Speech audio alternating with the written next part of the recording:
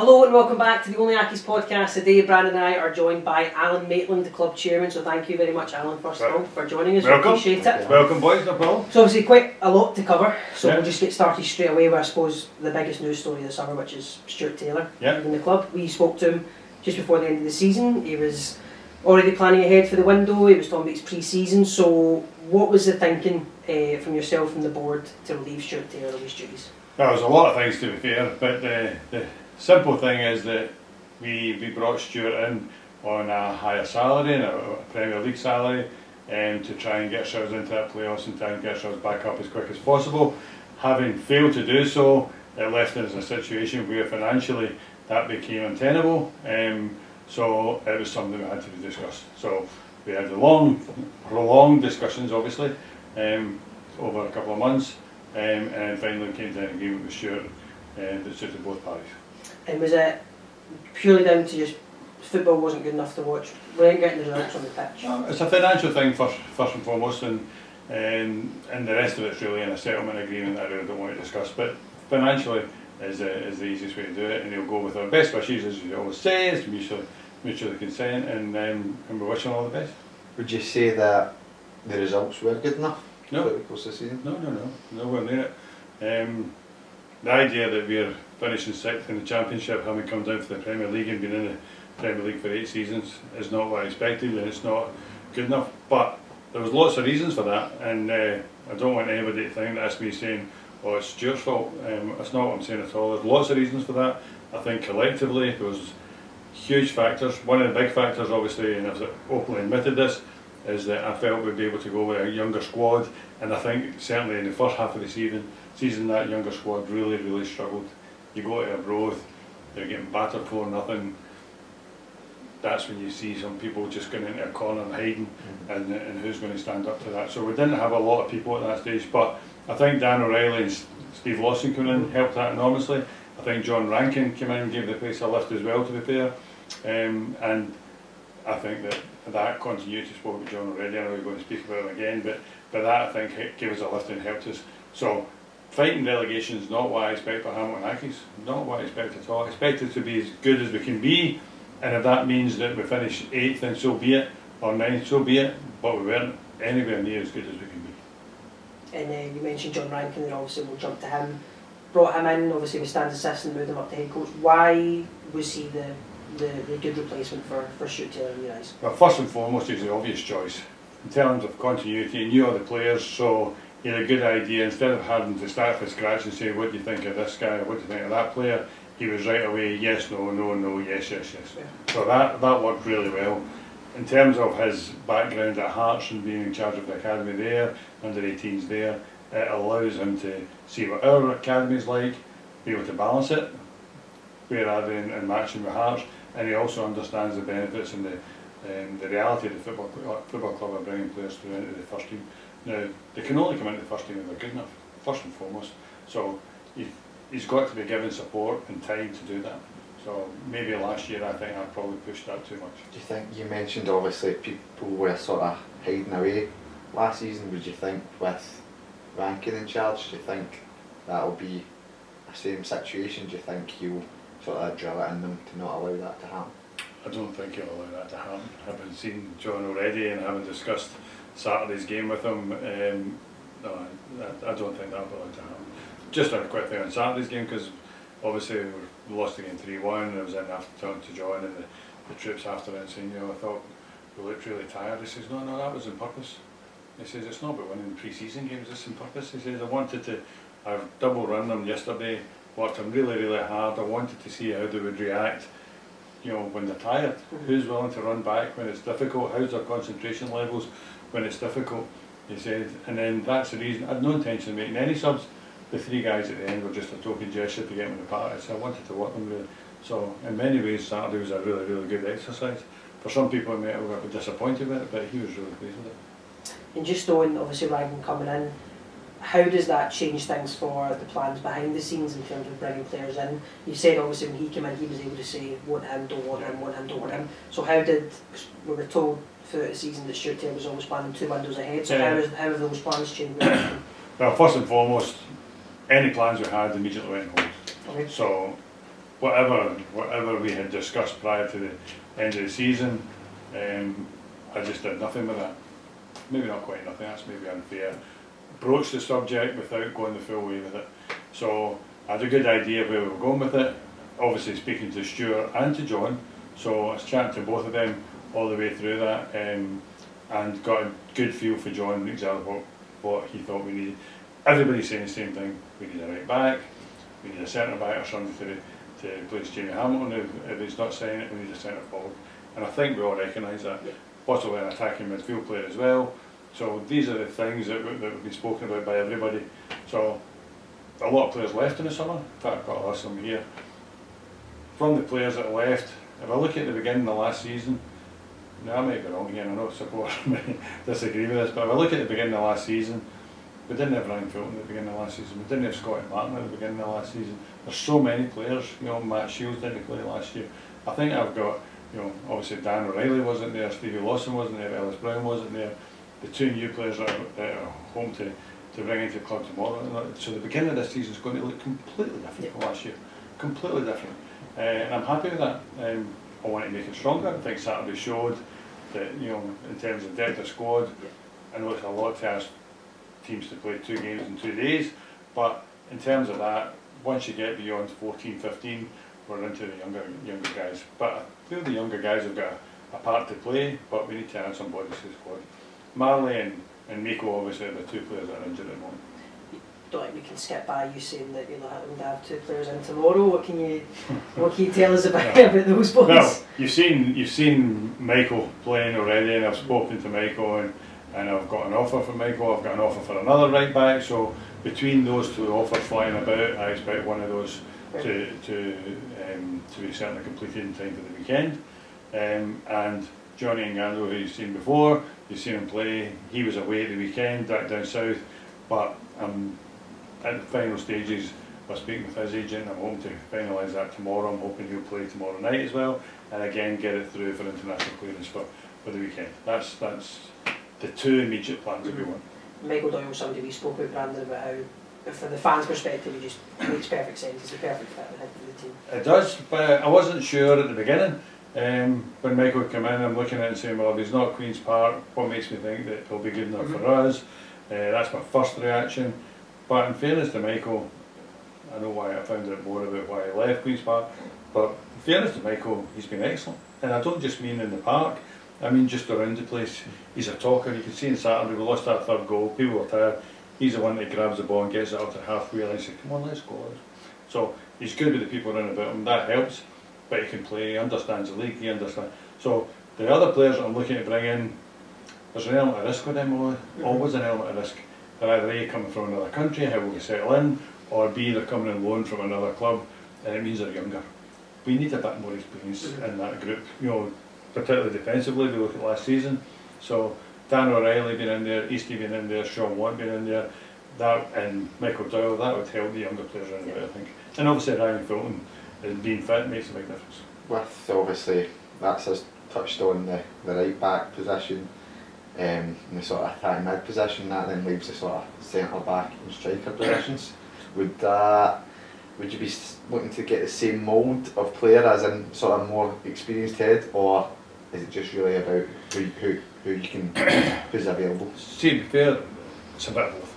So there's maybe 5 centre forwards at the moment we're working on, and 5 sounds like a lot, but for us we usually have to do 10 to get the one. So we've maybe tried 3 or 4 already and excluded them. So we've got 5 at the moment that we're bouncing about. The ones that are going to be on loan won't happen to August. It's as simple as that. We know that clubs are going to go and do their pre-season, they're going to want to take these players with them, they're going to want to do their whole pre-season, even between now and their season starting, or begin middle of August, they'll be signing other players, and it's only then they'll say, oh, he can go on loan. So there's a benefit to waiting as long as you can with that, because other teams will be grabbing the first centre forward that is available, and he might be ideal, but sometimes if you just wait a wee bit longer and show a wee bit of patience, you can get that better player on loan. If we end up with something on loan, I'm trying to get a centre forward who's not on loan, so we'll see if that works out. So there's 2 or 3 flying about. I won't ask you your names because I have a funny feeling I know the answer you'll give me. But good. In terms of type of players, we've got Andy Ryan, we've got Winter, who's a little bit smaller and a little bit quicker. Are you looking for him like a David Moyes, Manny Solomon, more physical type? I'm looking for somebody who's, I mean we, the collective we being John Rankin, Alan who's in charge of recruitment, Dave McKinnon, myself. So we're looking at someone that's maybe got a wee bit more physicality to it, can help to hold the ball a little bit better. So I see Andy Winters and Chucky both scoring a lot of goals this year. I think they both started well. It's all about keeping them fit. Trouble Andy Ryan had last year, he came from part-time to full-time again. That takes ages to settle in, and then by the time he settled in, he was playing the left-hand side or the right-hand side. He had a knock, he was out with a bit of COVID flying about, just loads of wee things. So stop-start season for him, which he found very frustrating. This year he's come back in early. He's been working really hard. I think he's shown himself to be quite sharp. Andy Winters again, in until Christmas last year. He's come in this year flying. So I'm expecting the two of them to do well, but they need somebody else. And a physical presence, I think Brandon and Ben would be a good thing, just as a foil for both of them. Yeah. You obviously mentioned us as a collective whole looking to get these players in. So obviously Dave McKinnon's came on the board. Yeah. How does that sort of relationship between yourself, Dave, and Banks, how does that work out? You sort of chatting on a daily basis? So what happens is that at the moment I'm speaking to Ranks every single day, but Aaron and Ranks... Right, loves that. Oh, the kids love it, don't worry.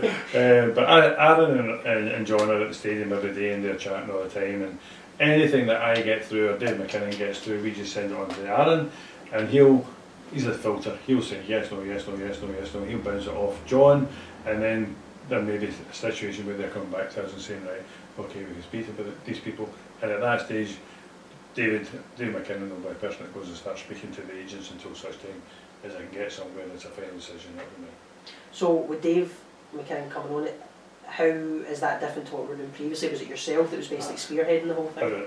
Effectively, since Ronnie left, I've been doing all of that, and I've been doing a lot about my work, and that's just making my day longer. So instead of the day finishing at 6 o'clock, the day's finishing at 8 o'clock, and then I'm on the phone to the manager at that stage, etc., or to Aaron at that stage. So I need somebody to take a wee bit of that workload off me, so Dave McKinnon will be that guy. And anybody who maybe doesn't know who Dave McKinnon is, give a little background, why did he come back? So, obviously Dave is an experienced football player. He played with Arsenal, played with Dundee, played with Glasgow Rangers, played with Kilmarnock. He's been chief executive at Dundee, he's been chief executive at Kilmarnock, he's been chief executive at Morton, and he was with us before. So he has that experience. When he left the last time, he was leaving Collins at the same time, and it made sense for him to leave both. But he's a great guy, David. He does really well. He's got loads of contacts. I'm just really pleased to have him on board to take some of that pressure off me. So the only other person that's really done that for me before was Alan McGonigal, who was excellent. So I'm hoping David will be able to do the same thing. And it's been made quite clear in the press recently that there's now a football board and a commercial board. Now, from a fan's perspective, I always thought that was the case. We knew Colin McGowan handled the commercial side, and yourself, Les Gray, etc., handled the football side. So is now making it very clear and branding it the football board and commercial board just an attempt to separate the two entities and make sure people know who's in charge of what? Well, yes is the answer first and foremost, but the first part of that question is the commercial board. Commercial board was Colin on his own, right. So he's going to bring some people on, and rather than people saying, what are they doing for the football club, they are the commercial board. They'll be completely separate. With the football board, we may even look at a third part of that, looking at the academy or whatever, we'll just see how that all ties in. But certainly that, Colin gets a lot of bad press from our supporters, which I think is really, really unfair. And quite simply, if it wasn't for Colin, we wouldn't have a football club. But he wants to make sure he's distancing himself from that, so that if the focus in the football club comes from the football board, and that would myself, Dave McKinnon, Danny, Bob, that's great. Right, okay. And just to kind of tie back into the kind of football aspect, John Rankin, etc., so obviously still without a number two. Yep. Loads of rumours floating about but who that might be. What can you tell us about the search for a number two? Working on it. Working on it. So John has got 2 or 3 people who he really liked. The first one we approached, that's not going to happen unfortunately. And it's not that he doesn't want to come, it's just that his family situation's changed and it's just not the right time for him. So I get that, understand that. So John's identified 2 other people, so we're just working our way through that. And are we looking at outside appointments coming in rather than promoting Absolutely. from within again? Absolutely. Okay, cool. Absolutely. Do you think there's a possibility of a sort of player coach sort of role at all within that? One of the 2 we're talking about is a player coach, yeah. So obviously, initially, my initial thing was maybe that might be Brian Easton, but John quite rightly says that Brian Easton's not ready for that. He's still great as a football player, and he's ready to do the academy, but he's not ready for that. So he's identified somebody else. Alright. To tie back into the players that left, throw a few names: Ben Sterling, Ronnie Hughes, Kyle Monroe, etc. What was the thinking behind letting those players away, especially like Hughes and Monroe, who'd been through the academy for so long? Everybody who was out of contract was effectively leaving the football club because there was no one there, not Stuart, not John, to say, I really want them to stay. And to be fair, none of them had done as well as I'd hoped last year. So it's not as though somebody was doing that well that I was immediately saying, if they'd done that well, they would speak to me in March or February and saying, look, I really need you to stay. So Brian Easton was slightly different to that, but even then I had to wait until we made a change in appointment before Brian was re-signed.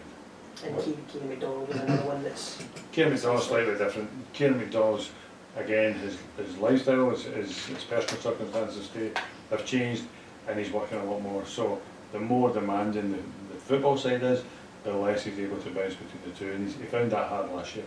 So I really wanted Kieran to stay. I thought Kieran did well last year, but it just didn't work out. He's going to go part-time.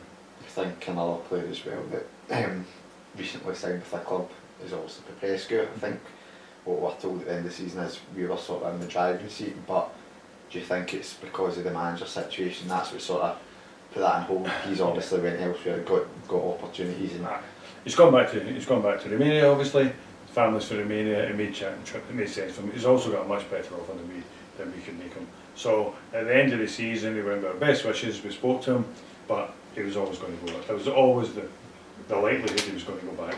But I've got to say, I thought Mia did fantastic for the last year. He had some strange games, but by and large, I would say he was. I think that's why people liked him, but he was a bit of a strange player. But he was a good. He was voted our player of the season. What are you doing? He had games when he just forgot about the ball altogether, but nah, he was excellent for us. He helped us enormously, I've got to say. And with him playing in that situation there, it pushed Jamie to right back, which is not where he wants to be. But it did give him games at right back, plenty of games at right back, where he was playing all the time and took him away from the limelight, where he was getting sent off and he had these instances early. And I think that did Jamie the world of good, I've got to say. I thought he played quite well at right back. Oh, he did.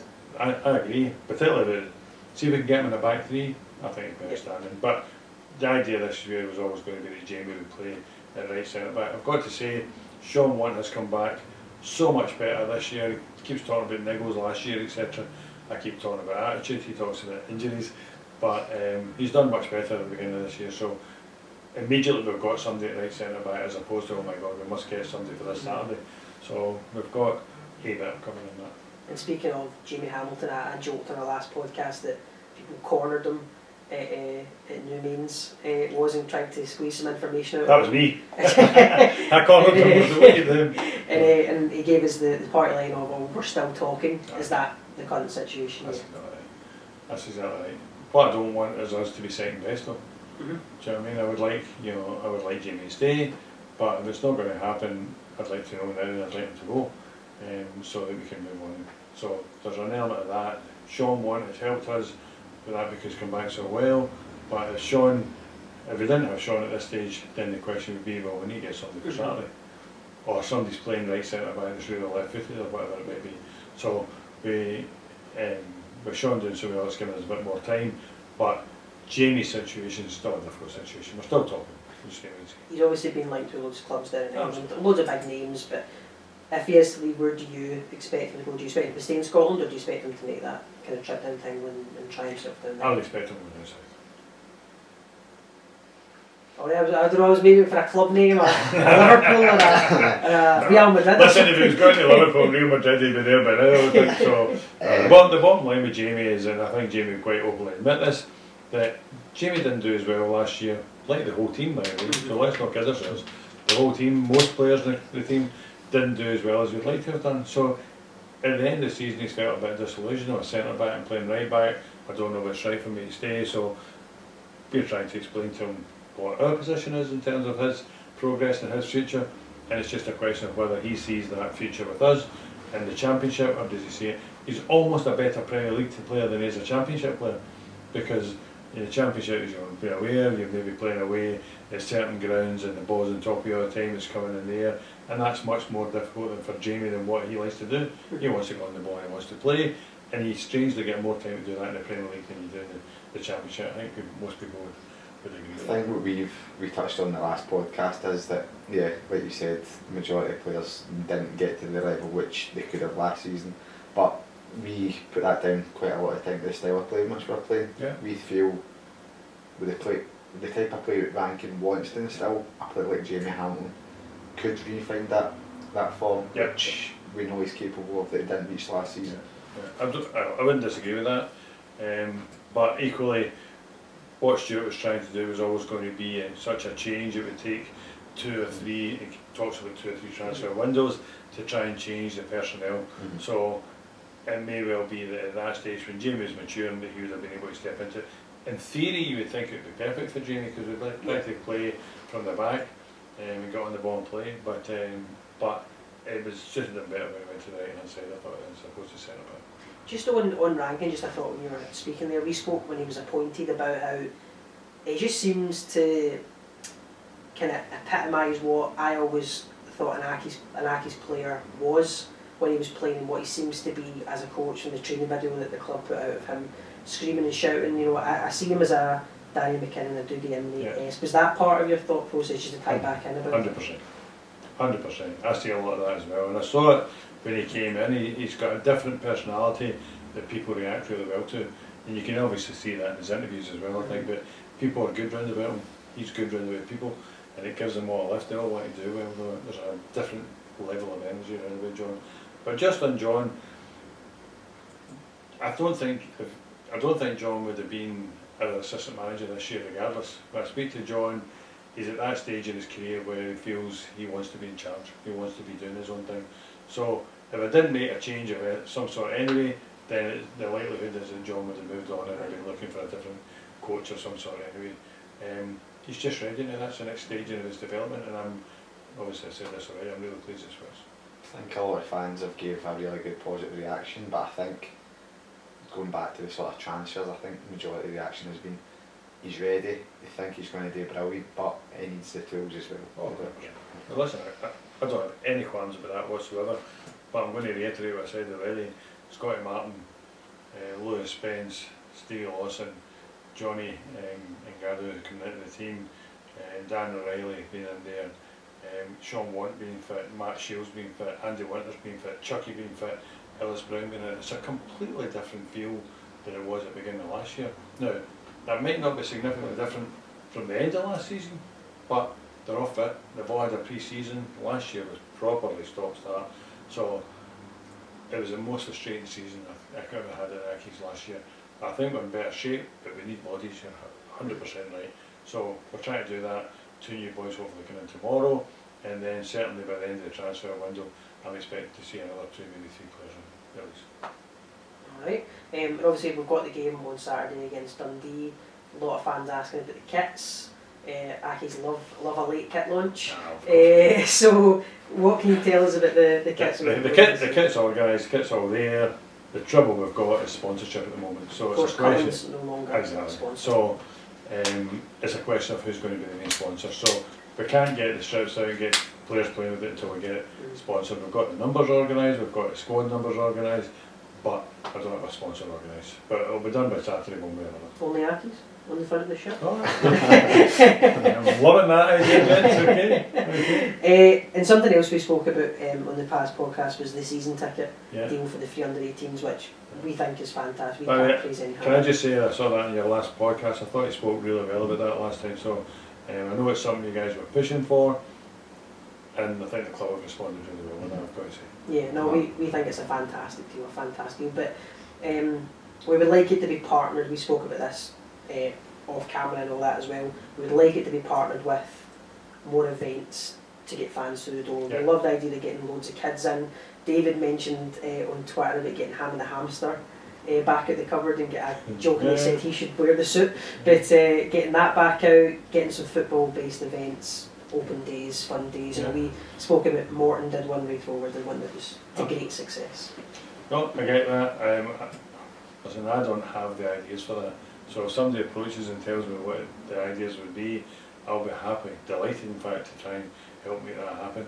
What I was going to say actually, for the first home game against Morton, I've got Mark McLaughlin and his son come along as my guest in the boardroom, but I'm going to take them into the lounge before that and do some sort of question and answer thing. So if you want to do that with them, that would be a really good idea. I'd like you guys to do that rather than me asking questions. I was his manager, you know. Alright, Gaffer, I don't want any of that. I would rather it was much more from a support's point of view, because he's a proper icon in the modern era of the football club. Completely, we want him on the podcast. I want him in the park. I think we all do, but I think that's a good sort of benchmark to sort of, if we do that for the home game against Morton, that's a good sort of starter to sort of get that engagement back, because that's an event I'm sure that all fans would get behind, would come down to the stadium early to watch it, and then, like you said, it's just like a benchmark, and then the one thing you've got to be aware of course, is that Mark is Port Glasgow lad and a Morton supporter, right? So he's good. They won't bring that. He's good split loyalties in the day, but no, he's always spoke about bringing his son to the game, so I'm going to bring him to it. I'll be picking him up and bring him to the game. Brilliant. The Brown guy, like I said, we wanted Mark McLaughlin on the podcast for a lot. One of my favourite players. Growing up, Mark McLaughlin. Great boy. I tell you a story about Mark McLaughlin when we were at Clyde, and he came from Atherley Juniors, and he just didn't settle in. And he said to me, "Look, I really want to just go back to Atherley. I'm not enjoying it." I thought, you need to stick it, just get in there. And we played Stennismuir away, and we're 3-0 down at half time. And in the second half, he was absolutely magnificent. He was just doing what Mark McLaughlin does. He was playing at left wing back. He was just running up and down the wing all the time. We scored 4 goals in like 25 minutes, and nobody knew what to do for the last 25. Because you usually score the one that gets your head usually the last 5 minutes, and they're just. The last 20 minutes people just didn't know what to do, and that big man just kept running like, come back. But no, great boy. Turned into a great player. I think, so touching on the Mark McLaughlin event and sort of having these sort of events, is that one of the sort of differences between the football board and the commercial board? Are they going to work together to sort of try and... No. So, you'll know I've said to Rory already, look, if you guys come up with a plan or an idea, question and answer with Brian McPhee, Mark McLaughlin, Stephen Conway, whoever it is you want, Brian Carrigan, whoever it might be, or even the more recent players, I'll happily try and make that happen. If it's even older players, Gary Clark or something like that, or whatever you do, I'll try and make it happen, or work with you to make it happen. But I really need you, what I'd said to you already, I'm exhausted trying to deal with all this stuff over here, so if somebody gives me the ideas, then I'll try and help you, work with you to make it happen if that's possible. Is that fair, Bruce? Yeah, and just to, I think, wrap up, this is the quickest thing. we're actually going to for half an hour, you'll be surprised to hear. What are you expecting from Accies this season? You've got John Rankin in now, you'll have obviously players to come in. What are you Can I say, first and foremost, I get why supporters are getting frustrated, right? Because 4 wins in a home season is not enough. Nothing like it. It's not what I expect for this football club, and it's not what we're used to. We're always used to, if we're going to compete, we're going to compete fighting. Last year we had loads of defeats, Partick Thistle, Wraith Rovers, Auchinleck, Arbroath away, Inverness away, loads of defeats that were just so not Hamilton Accies. So first and foremost, I want us to get back to what we should be, and be hard to beat, and be Accies, and be in your face and everything. I want the football to be better. I want us to be a good team to watch. I want people to enjoy watching their team, and then that should encourage more and more people to come, and hopefully, I want to call it boo boys, whatever you want to call it, hopefully that will change, and hopefully we will give them something different to think about. So I'm expecting everything to be better, and when I say everything, I mean I expect every player to be better than they were last year. I think every player could be questioned. They've all got good reasons, whether it be injuries or not having pre-season or split season because of COVID or whatever it might be. I think they would all openly admit, I can do better than that. And by the way, that includes me. I need to do better. as a football club we need to do better. We need to be better for our supporters, we need to be better for ourselves, we need to make it more enjoyable, and we need to start winning games. Alright, perfect ban you again for those that. No, I think that's a good way to wrap up. Perfect. I think that'll be the clip we'll put on social media just there. Right, okay, thanks guys, and I really appreciate it. Thank you very much for coming in, and as always, thank you for watching. If you click the link in the description, you'll get the link to the G4 podcast studio in Wishaw if you want to take your podcast to the next level as well. Thanks for watching, we'll see you again soon.